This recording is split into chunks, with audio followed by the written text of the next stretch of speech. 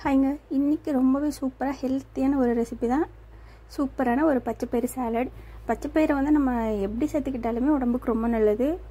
இந்த பச்சைப்பயிறு வந்து நம்ம முளைக்கட்டி வச்சுருக்கோம். அதாவது முதல் நாள் நைட்டு நீங்கள் ஊற வச்சிட்டிங்க அப்படின்னா அடுத்த நாள் காலையில் ஏதாவது ஒரு ஸ்ட்ரெயினரில் நீங்கள் லைட்டாக தண்ணி ஊற்றிட்டு அதுக்கு மேலே இந்த பச்சைப்பயிரை ஊற வச்ச பச்சைப்பயிரை போட்டு மூடி வச்சிட்டிங்க அப்படின்னா அடுத்த நாள் காலையில் ஓப்பன் பண்ணி பார்க்கும்போது நல்லா முளை விட்டுருக்கும்.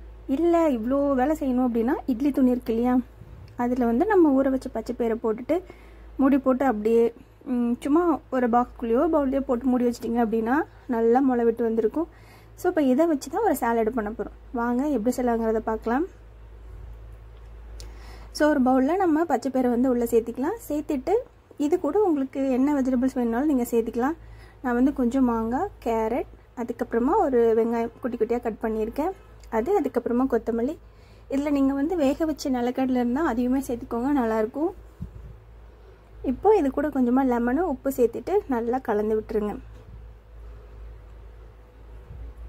நம்ம கொத்தமல்லி முன்னாடியே போட்டோம் அப்படின்னா அது ஒரு மாதிரி தண்ணியான மாதிரி இருக்கும். ஸோ அதனால் இதை மட்டும் நல்லா மிக்ஸ் பண்ணிவிட்டு அதுக்கப்புறமா நீங்கள் கொத்தமல்லி சேர்த்து நல்லா கலந்து விட்டுருங்க. அவ்வளோதான், சூப்பரான பச்சைப்பயிறு சாலட் ரெடி ஆகிடுச்சு.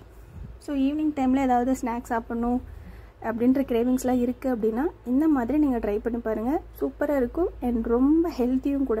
ஸோ உங்கள் வீட்டில் இருக்க குழந்தைங்களுக்கு நார்மலாக பச்சைப்பயிறு கொடுக்கறது பிடிக்கல அப்படின்னு சொல்கிறாங்கன்னா இந்த மாதிரி செஞ்சு கொடுங்க, கண்டிப்பாக சாப்பிடுவாங்க. அவ்வளோதான், இப்போ ஒரு பவுலில் போட்டு உட்காந்து சாப்பிட வேண்டியதான்.